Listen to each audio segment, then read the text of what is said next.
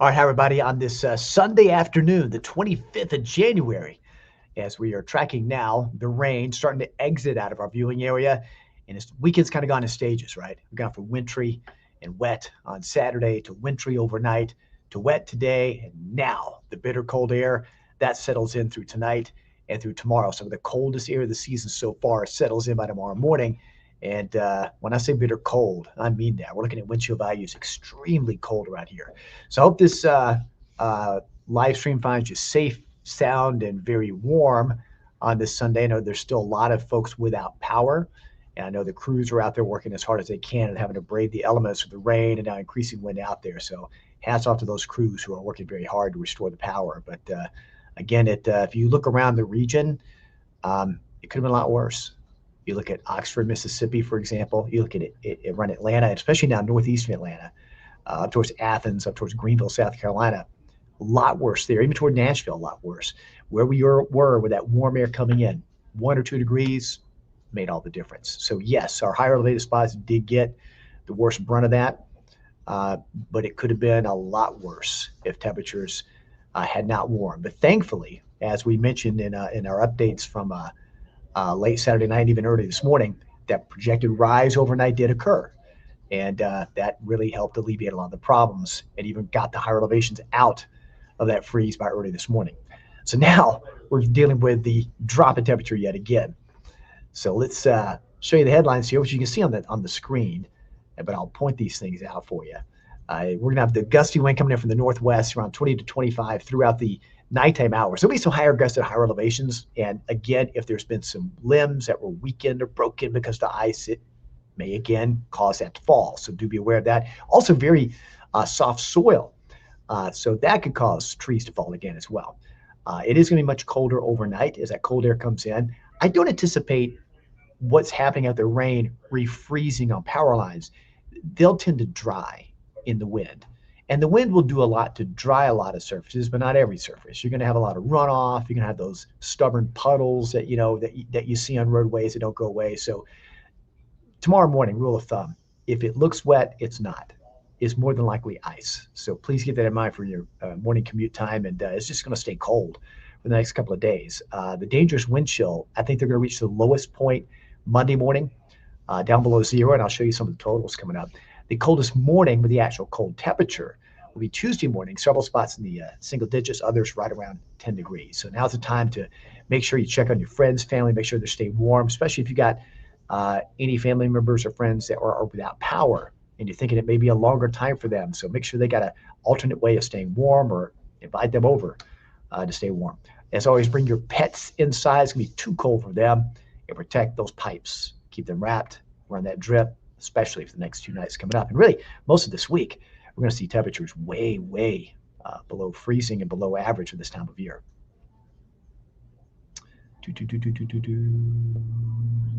All right, so let's take a look at the temperatures out there, and I'll get to some of the comments you have coming up. I see some rather lengthy comments here.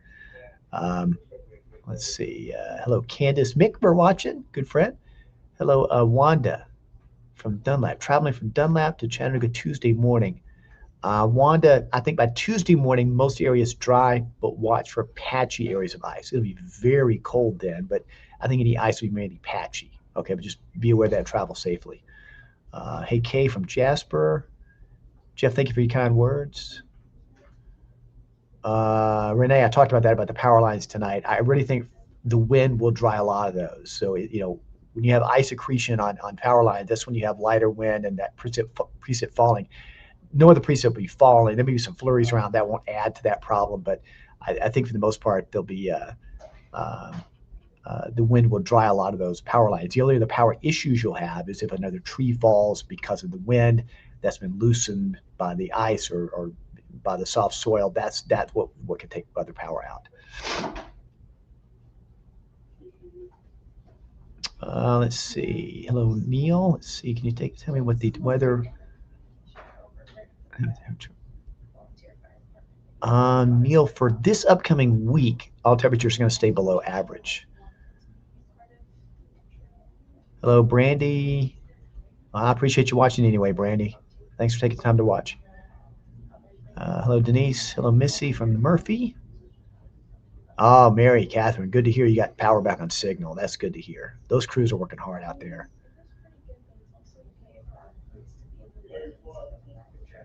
Hello, Billy. Yeah, Brianna, yes, black ice threat area wide, and it's going to depend upon where those poorly drained areas are. Not every road is going to be covered in ice, but where there's going to be poorly drained areas, and a lot of us know our own roads around our house that tend to be like that. But you got to keep in mind if you're driving tomorrow morning or through the overnight hours, what looks wet is more than likely going to be icy. So please keep that in mind. All right, let's take a look at the temperatures out there right now. They're not too bad out there right now. This is actually the warmest they're going to be for a while. But look at the airflow where you still got that wedge of cold that's coming in right here. This is what kept all of northeast Georgia worse with the ice overnight this morning, and it still is doing so. Temperatures there below freezing.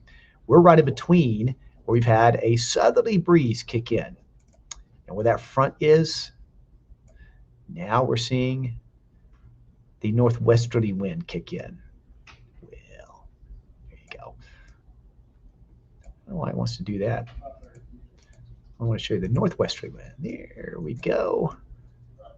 And that's bringing in the very, very cold air. So we're kind of right in between at the moment where we got temperatures in the 40s with that south wind. That's our friend right now. It got us above freezing, helped melt a lot of the ice, but now here comes that northwesterly wind and temperatures are going to drop like a rock. So if you expand the view here a bit, notice again, we talked all week about that warm nose. That warm nose coming in. That would be the thing that would affect our weather and keep us from seeing as much ice as we could have. And there it is.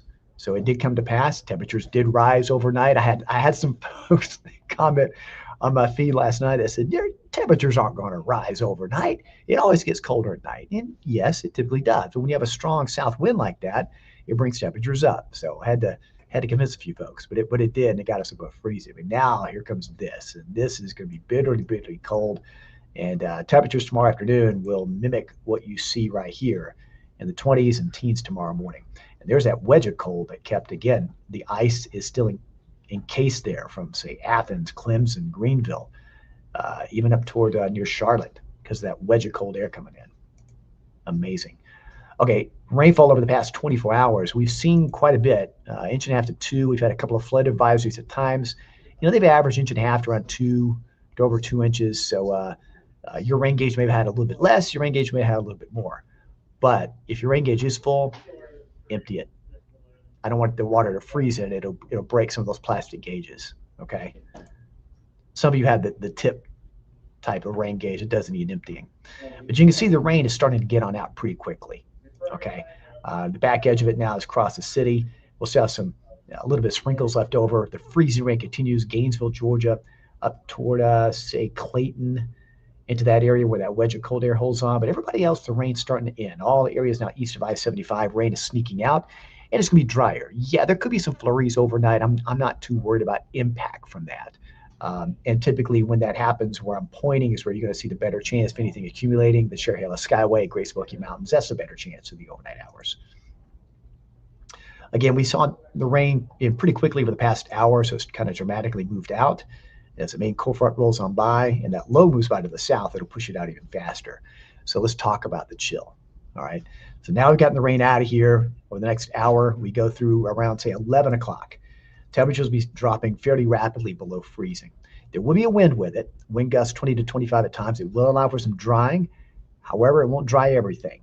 And that's what we're worried about, your sidewalk, poorly drained area, a puddle freezing over for driving. So be aware of that.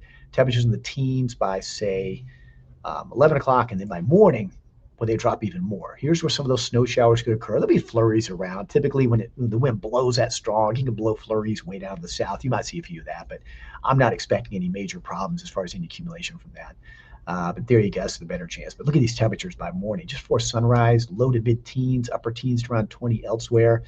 And then throughout the day, Monday, we get some clearing, but everybody's going to be below freezing. So we're going to go through an extended period, probably get 36 hours. And for some higher elevations, longer than that, below freezing straight. And that brings up the pipe issue, okay? So this is around 3:30 Monday, staying mainly in the 20s, barely near 30 to the south. And the coldest morning, it won't be as windy Tuesday morning, but the actual air temperature, look at that, single digits, it's right around 10. That's one of the coldest mornings of the season so far. But notice back here by Tuesday morning, there's that beautiful southerly wind. And that will get temperatures not warm, but high enough where it will be a little bit above freezing. So that may be our first time back above freezing is Tuesday afternoon. It'll be brief as temperatures once again late Tuesday night, early Wednesday drop back into the teens area wide. It is still mainly dry while this cold air is around, and that's a good thing. Last thing you need is more moisture coming in. I know for snow lovers you want that, but for right now, at the moment, things look pretty calm coming up. Here's the ugly part. There's that wind chill. Look at that. That's that wind chill by tomorrow morning. Single digits for some, near zero. Others in the negative category. Try to limit your time outside. If you don't have to be outside, just don't. A lot of schools are out, so for good reason. So just stay inside. And again, check on your friends and neighbors that you know may have lost power. Be sure that they're staying warm with conditions like this. Throughout the afternoon Monday, there's the wind chill then, stay mainly in the teens throughout that time. That's scary cold. That's a cold we don't like. And unfortunately, it's going to stick around for quite a while. I want to show you the 7-day real quickly. And I've got us alert. I've had us alert for Tuesday for the past couple of days because of how cold it's going to be that morning. Watch for black ice early Monday. The temperature's going to stay bitterly cold. We'll get above freezing then. Each afternoon does get above freezing a bit, but notice how as soon as we climb, we go back down the 30s and stay in the teens, reinforcing shots of cold air through next weekend. For now, any systems look to stay south of us. Could that change? Well, yeah, in the long range. And I've stressed that so often with our long range forecast. Anytime we talk about that, I always say things can and will change. And people like to ridicule that, but that's the way weather is. And when you look at computer modeling and whatnot, it's never going to be a 100% reality of what actually happens, but just gives you guidance of things to watch for. And that's what you have to do. And that's what I've been painstakingly watching over the past week and trying to provide you updates in a timely manner and trying to get you as updated as quick as possible. So it's been a long week, but that's what we're here for. That's what we do. And yeah, people yell at you for being a meteorologist, but it's part of the game. I've done it for over 35 years, heard it all. It's not going to stop me. But there you have it. Most of the rain's starting to move out now, and our big problem again is going to be the colder air incoming. And I'll show you where we stand right now, where we're right in between a nice little wedge of warm air over us before the chill really starts building in later on tonight. That's as current as of 4:15 this afternoon. Let me see some of the comments here. Red says, wow indeed. Thank you, Lynn. Hello, Red. Kaylee, I don't know about, it depends on your school. If you go to newschannel9.com in the weather section, click on that tab, you'll see closings. There are some schools that have canceled through Tuesday, but not all, but you need to check that list, okay? I can't control that. Many people ask me to try and do that, but I can't control that. Like I can't control the weather either. Ron, thanks for watching. Flintstone. Jaretta, Etowah, same thing. What I just mentioned for everybody, it applies to Etowah too.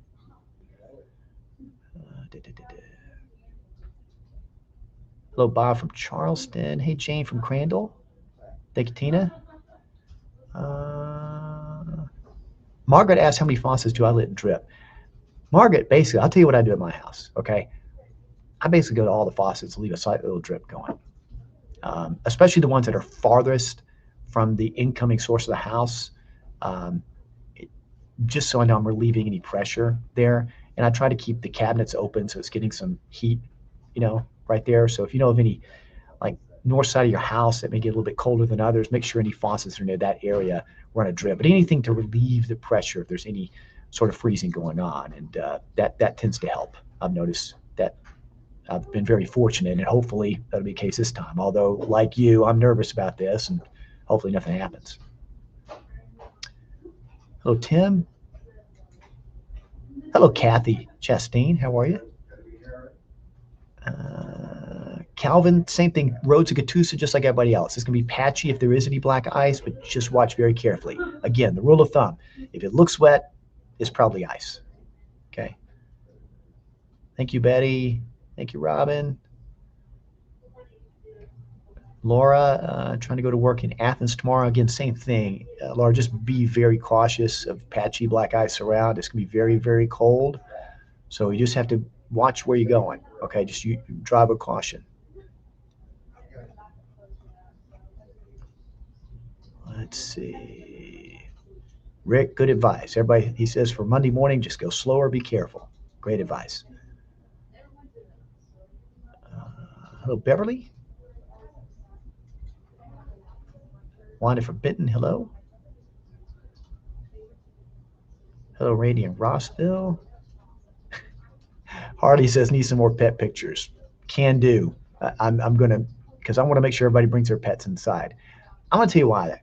There's, for some reason, when I get home, I can hear in the distance, and I can't tell where it's coming from. There's a dog barking way off in the distance. And it's on a cold night, and I wish that dog could be inside. I don't know where it is, but I keep hearing it. It's someone's house way off, and I just wish that person would bring that pet inside. It just reminds me. That's why I keep posting, bring your pets inside. It's heartbreaking when it's cold like that and people leave their pets outside. Anyway, Hardy, I will have more pet pictures coming up, but don't forget your pets, folks. Bring them inside. Give them a warm place to stay. Hello, Jerry from Rocky Face. All right, folks. So once again, here are the headlines before we sign off on this update. I'll have full update coming up on News Channel at 6. We got all of our crews in the field. They're going to show you what happened this morning with all the power outages around and how things stand on the mountaintops and getting us ready for this big chill. But there you go. Much colder overnight with the wind. Watch for black ice Monday morning and just bundle up in layers. Protect yourself from the wind and the wind chill. Keep the kids inside. They don't need to be outside in dangerous conditions like that. That wind chill, I've got that word there for a reason. Dangerous. It's going to be the single digits for some below zero. And the coldest morning air temperature will be Tuesday morning and really just staying colder than average for the next several days. But I appreciate those of you for watching this afternoon. Again, join us tonight at 6 o'clock. We'll have other updates, of course, late tonight as well as we watch this cold air start to come in. But you're going to notice that wind picking up again and temperatures dropping like a rock this evening. All right, everybody. Stay safe. Stay warm. Take care.